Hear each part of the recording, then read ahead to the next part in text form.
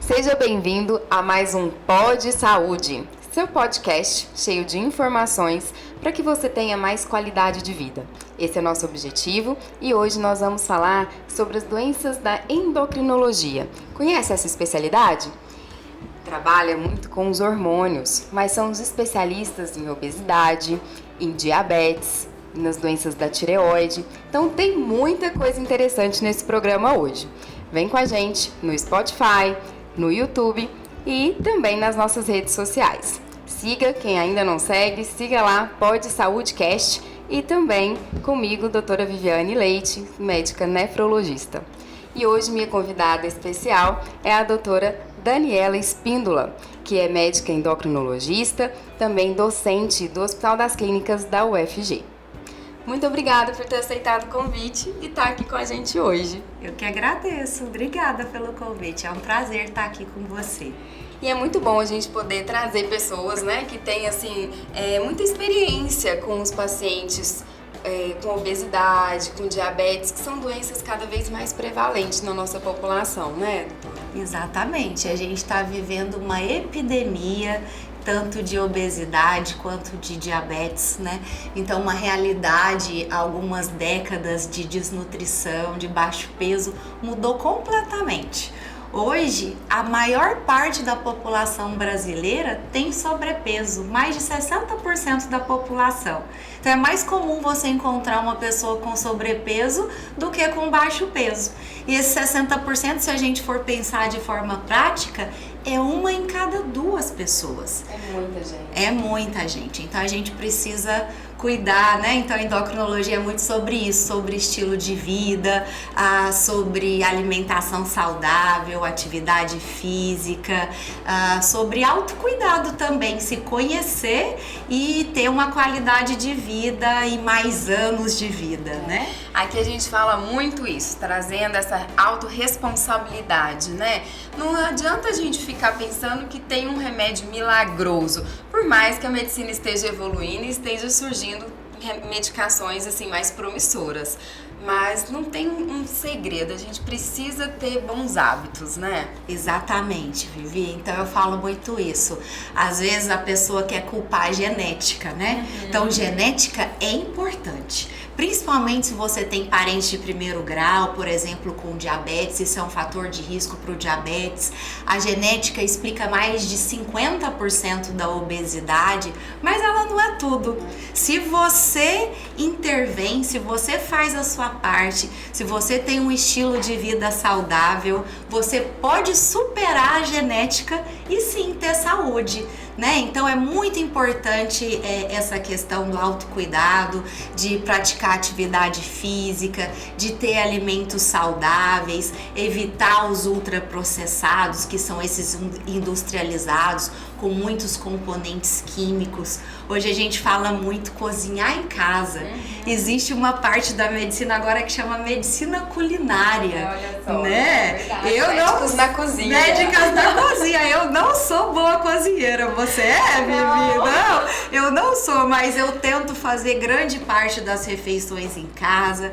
Eu tenho um filho de 11 anos, então eu sempre ensino para ele o valor dos alimentos. Ele gosta muito de sal, sobre não adicionar muito sal na comida, sobre o que é gordura boa, o que é açúcar, e eles já têm capacidade para entendimento, né? Verdade, a gente mostrar, né, a importância de comer mais frutas, as vitaminas que estão ali, né? Exatamente. É importante a gente criar essa educação para os nossos Exatamente, filhos, né? Eu acredito muito nisso. As crianças são o que nós somos, o que nós ensinamos para ele. E essa população do futuro, para a gente diminuir esses índices de obesidade, de diabetes, de outras doenças crônicas como hipertensão, dislipidemia, a gente precisa ensinar os pequenos. E a gente precisa começar na nossa casa. E você já viu, Vivi, você acompanha, né, também é uma clínica, que quando você muda uma pessoa, então às vezes eu tenho uma paciente, uma esposa, que chega para perder peso. O esposo não está nada interessado em perder, as crianças comem mal e aquela mãe vai se educando. Ela vai aprendendo a fazer compras, ela vai aprendendo a cozinhar Daqui a pouco o marido mudou. Daqui a pouco o marido perdeu 5, 7 quilos. Daqui a pouco ela não tá comprando mais os ultraprocessados para criança, né? Então nós, mulheres, mães, aí os pais também não vamos tirar a responsabilidade deles. A gente tem esse poder de educar quem tá ao nosso redor. E isso é muito importante. Essas são boas influências, né? Até a gente mesmo, assim, as pessoas que estão ao nosso redor, próximas, quando tem hábitos saudáveis, isso nos incentiva mais, né? Exatamente. A gente já falou aqui em algum programa dessas conexões, que são muito importantes, né? E no tratamento de diabetes, de doenças crônicas, né, da obesidade, essas conexões também servem como uma rede de apoio, e é esse exemplo que você deu, né? Quando um começa, vai incentivar os outros, né? Então, que sirva aí de incentivo, que, não, mas sempre tem alguém no consultório que fala, mas meu marido precisa perder peso, né? Às vezes não se enxerga ali naquele momento que aquela pessoa precisa, mas o que ele tá acompanhando precisa. Então talvez, né, tudo bem, vai mudar ele, mas vai mudar a casa toda. Exatamente. Isso é muito importante. Exatamente, né? A gente tem esse poder de influenciar. E quando você tá indo bem, você tá saudável, você tá perdendo peso, você tem mais energia, você tem mais disposição, você influencia quem tá ao seu redor, né? Verdade. Então o negócio é começar. Exatamente. E falando um pouco, né, da diabetes, fala um pouquinho pra gente dessa doença, explicando pra população o que é, né? Muita gente escuta, fulano é diabético, meu pai era diabético, eu perdi algum parente que tinha diabetes, mas o que é essa doença? Tá. Então, Vivi, o diabetes é a elevação do açúcar, da glicose no sangue. A maior parte das vezes a gente tem diabetes tipo 2, que está relacionado a sobrepeso, a obesidade, ao acúmulo de gordura centralizada. Uma pequena parte, ali cerca de 20%, a gente tem o diabetes tipo 1, que tem uma correlação genética e a pessoa tem uma predisposição e fatores ambientais e da regulação do sistema imune vão fazer esse desenvolvimento. Mas a gente vai falar principalmente do diabetes tipo 2, que é uma doença inclusive evitável. Quando você tem parentes de primeiro grau, pais, irmãos que têm diabetes, você tem uma chance, você tem um risco de ter essa doença, de ter essa elevação da glicemia no sangue. E por que isso é ruim? Porque essa glicose elevada leva a outras doenças, principalmente doenças cardiovasculares, infarto, AVC, pode levar a doenças renais, pode levar a doenças oftalmológicas, mas principalmente doença cardiovascular. Então a gente precisa cuidar desse paciente porque senão ele vai ter um tempo de vida encurtado e ele vai ter pior qualidade de vida no futuro por conviver com essas comorbidades. Então a gente precisa evitar o diabetes, ele é evitável. Na maior parte das vezes naqueles pacientes que têm sobrepeso ou obesidade, né? E a gente precisa também rastrear. Então fazer um diagnóstico precoce além de evitar. Quem que a gente deve rastrear? Aqueles pacientes que estão acima de 45 anos. Nos Estados Unidos, inclusive, isso já mudou, porque hoje o diabetes tipo 2 é mais comum na infância e na adolescência do que o próprio diabetes tipo 1, que é conhecido como infanto-juvenil. E coincide ali com a obesidade também, que aumentou, né? Nessa faixa etária. Perfeito. Então, nos Estados Unidos, o rastreio já começa após os 35 anos, a partir dos 35. No Brasil, a gente está nos 45, mas isso deve mudar. E se esse paciente é hipertenso, ou tem HDL abaixo, que é o colesterol bom, ou triglicérides alto, que é um tipo de colesterol, se ele tem hipertensão, mulheres que têm ovário policístico, pacientes que têm parentes de primeiro grau, mais sobrepeso associado, então esses são fatores de risco, eles devem ser rastreados. Se não, todo mundo acima dos 45. Porque 50% dos pacientes que têm diabetes não sabem que tem. Então a gente tem que contar para eles, para justamente evitar essas complicações no futuro, ter qualidade de vida e viver mais. Exatamente. Prevenir as complicações, né? Exato. E os exames de rastreio, gente, só lembrando aqui, é através de exames de sangue, como a glicemia de jejum, a gente também tem a hemoglobina glicada, né? Que é um outro exame, que a gente avalia essa variação da glicose ao longo do tempo. Tá? Então é muito importante fazer exame de sangue de prevenção, fazer seu check-up a partir de certas idades, né? Quem tem alguma outra comorbidade como hipertensão deve fazer anualmente um check-up aí da glicemia, certo? Perfeito. Então são exames simples, não é preciso ir a um especialista. Não são caros, Não né? são caros, então todos os médicos precisam estar aptos para fazer esse rastreio, para pedir esses exames, um clínico, um ginecologista, um endócrino, um nefro, porque são doenças muito prevalentes na população, né? O diabetes e suas complicações. E pra mim já chega paciente complicado, né? Quando ele já é encaminhado para o nefrologista é porque a diabetes e outras comorbidades já estão em estágio mais avançado, com alguma lesão em órgão-alvo. Mas sabe o que acontece muito no meu consultório? Pacientes que chegam com a glicemia ainda não é diabetes, é aquela pré-diabetes e resistente ao tratamento. Né? Então a gente podia falar um pouco disso, né? Nesse estágio, o que precisa ser feito, como que a gente precisa incentivar as pessoas que estão nos escutando da importância desse tratamento. Isso, muito bom esse assunto, né?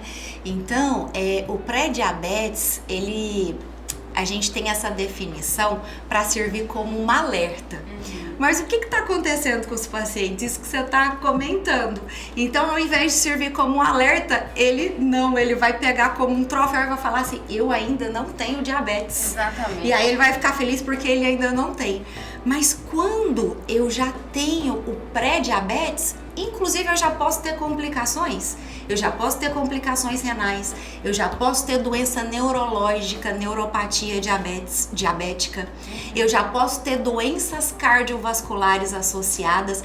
Então, essa glicemia que ainda não tem níveis de diabetes, geralmente é de jejum acima de 126 para ser diabetes, ela tá abaixo de 126, tá entre 100 e 126, ela já traz vários danos. Então, eu já tenho que combater isso, eu já preciso normalizar essa glicemia. E tem uma outra questão que muitos não sabem. Quando eu faço o diagnóstico de diabetes, 50% das células beta que produzem insulina no pâncreas já foram destruídas no momento que eu faço o diagnóstico. Então, o ideal é a gente começar a tratar, né, já precocemente. Então, esse pré-diabetes não pode ficar no pré, ele tem que normalizar. Ele já traz problemas, ele já traz complicações. Então é um alerta, vamos cuidar para normalizar.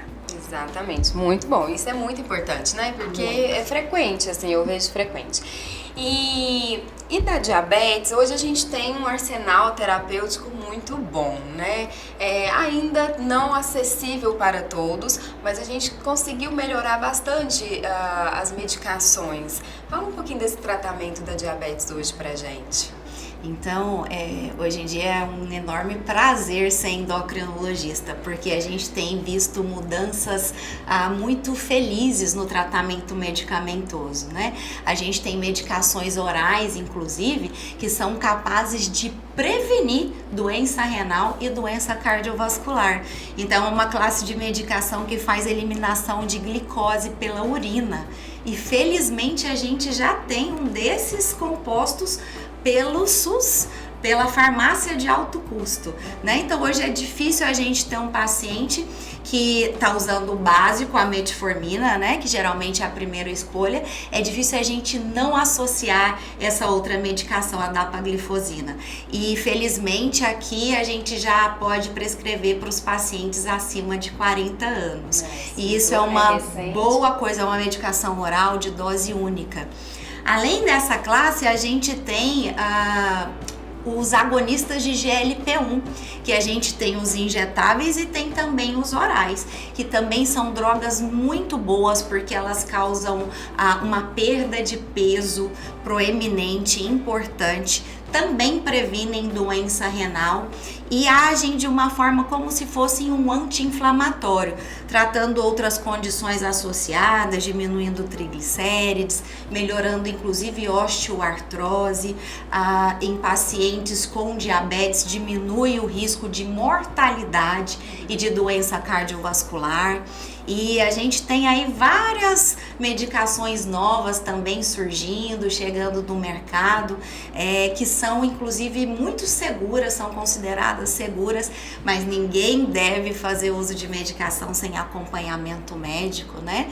São medicações seguras e que têm o efeito, além de diminuir a glicemia, outros efeitos anti-inflamatórios e de tratar outras doenças associadas. Então a gente está vivendo uma época de ouro no tratamento do diabetes e da obesidade. É claro que sempre com o cuidado médico, com o acompanhamento médico, porque medicação tem efeito colateral, são excelentes. Cada pessoa é de um jeito, né? Cada organismo responde de uma forma. A gente precisa estar atento aos efeitos colaterais e que às vezes a gente só vê com os exames. Por isso é importante essa recorrência no médico, né? Que está prescrevendo. Acho que isso é importante a gente falar.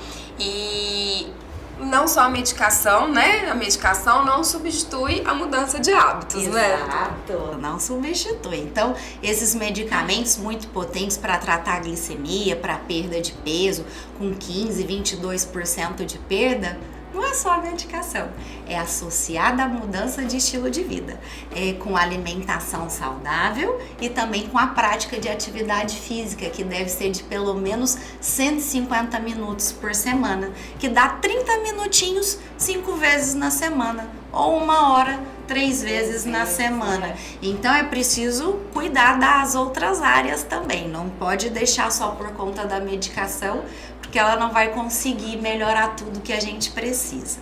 Dá uma olhada quanto tempo você gasta ali no celular por dia. Então, gente, substitui 1 hora daquele tempo ali por uma caminhada, por uma musculação, por uma atividade física. Quem não gosta de academia vai procurar fazer um esporte, né? A gente sempre fala muito disso aqui, dessa mudança de estilo de vida. E outra coisa, Vivi, é que tá bom, por enquanto não tô conseguindo ir na academia de forma programada. Então eu posso fazer uma atividade não programada.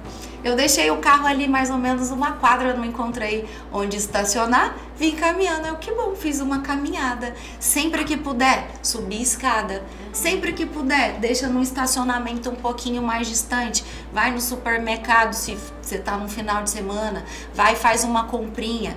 Essas atividades não programadas, todo movimento conta. Então são importantes também. Com certeza. E essas medicações, elas também estão ajudando aí na perda de peso, né? Também são utilizadas nesse tratamento da obesidade.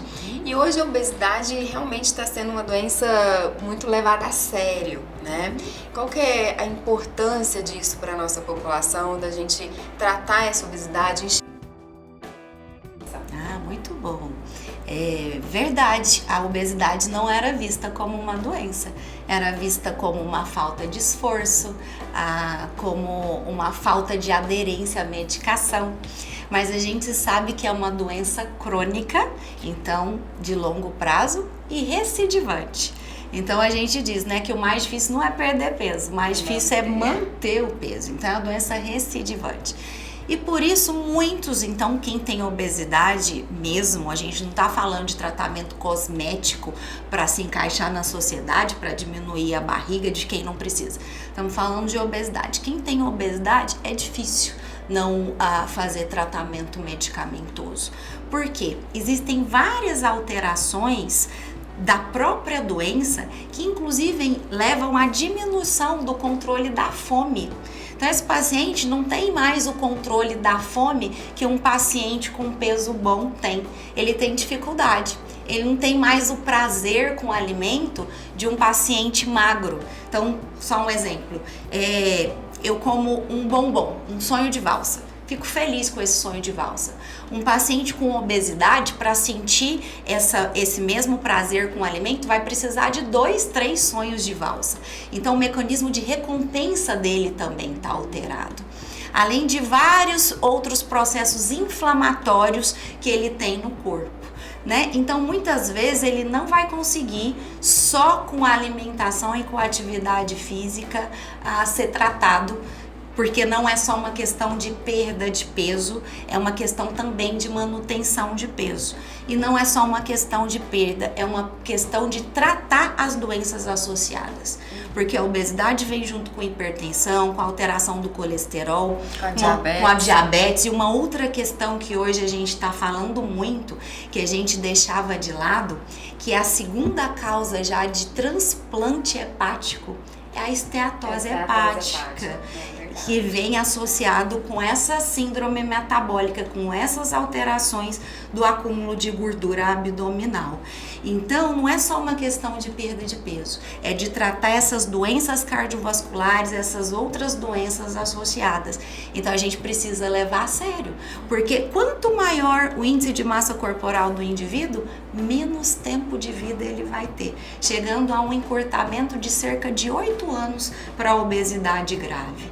Então, esse indivíduo precisa viver bem, ele precisa viver com qualidade, né? E nem sempre também é uma questão de normalizar o peso. Eu quero ele magro, que nem a Vivi. Não precisa.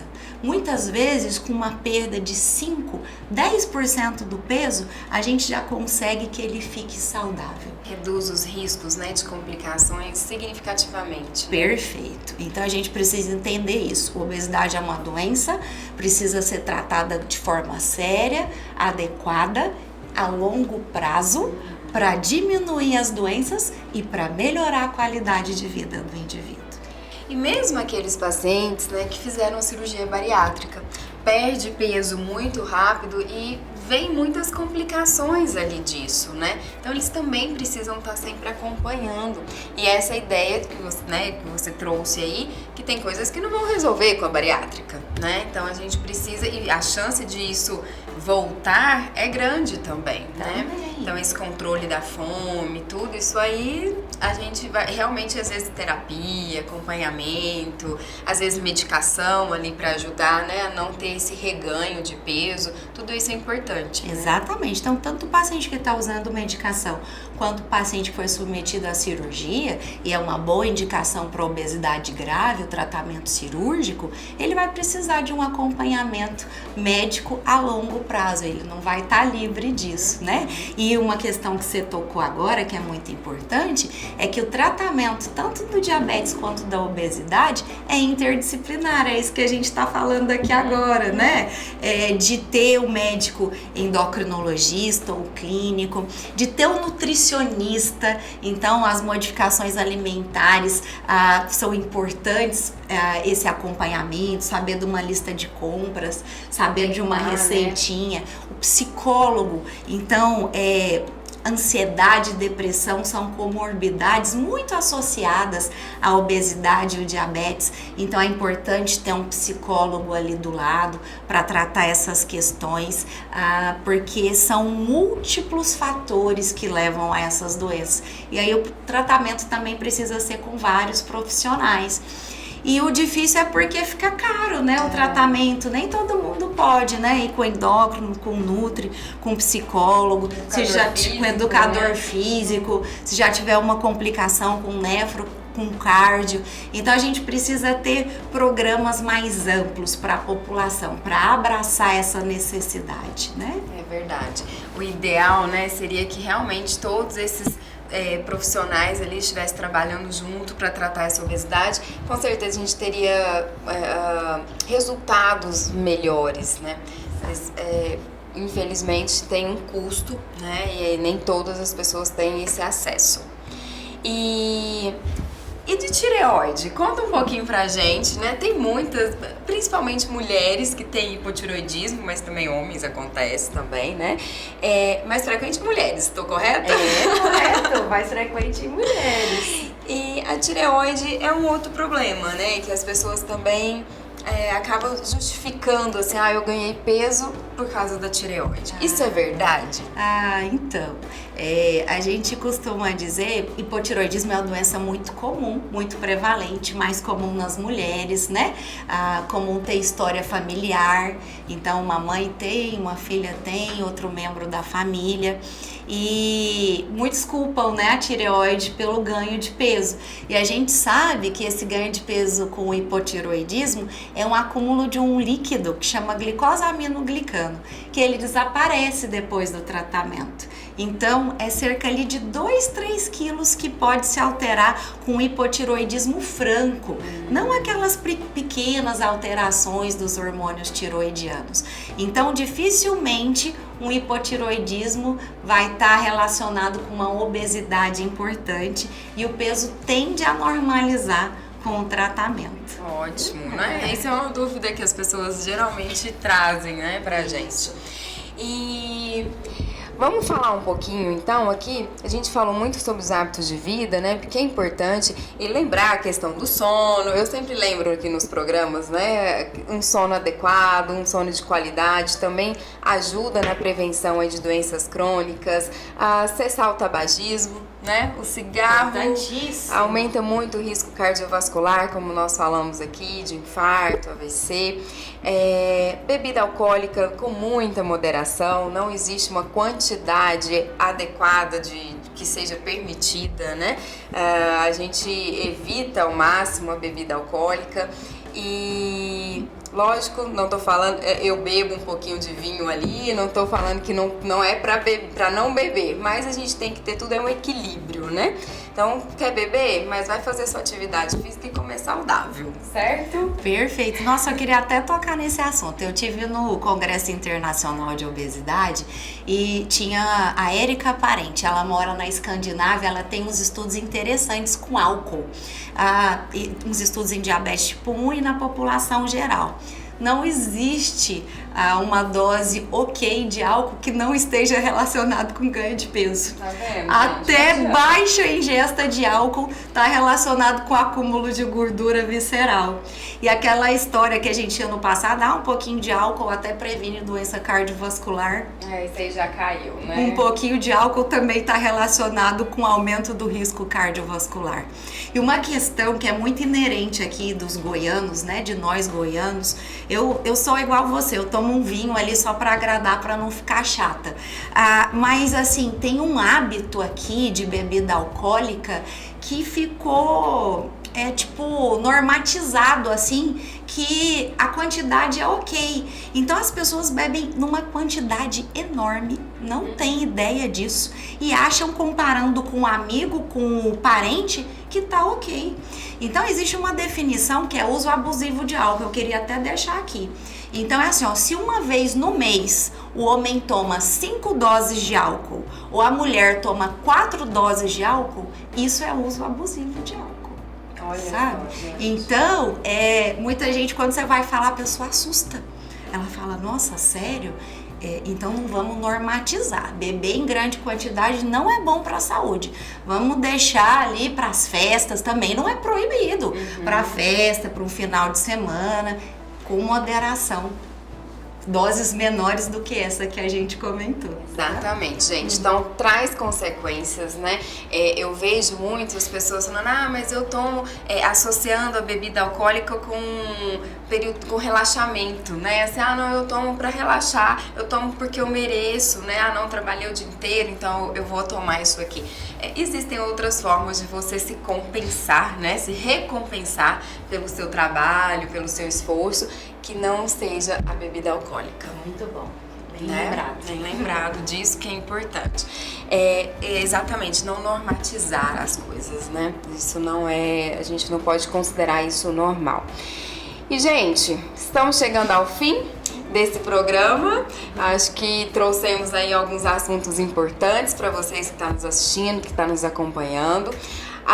Vou pedir para a doutora Daniela falar aqui o Instagram, que ela também, quem tiver dúvidas, quem quiser saber um pouco mais, ela também se coloca aí à disposição para estar respondendo. E a clínica onde ela atende, fala um pouquinho pra gente. Legal, né? Trazer essa comunicação, né, para dentro da medicina.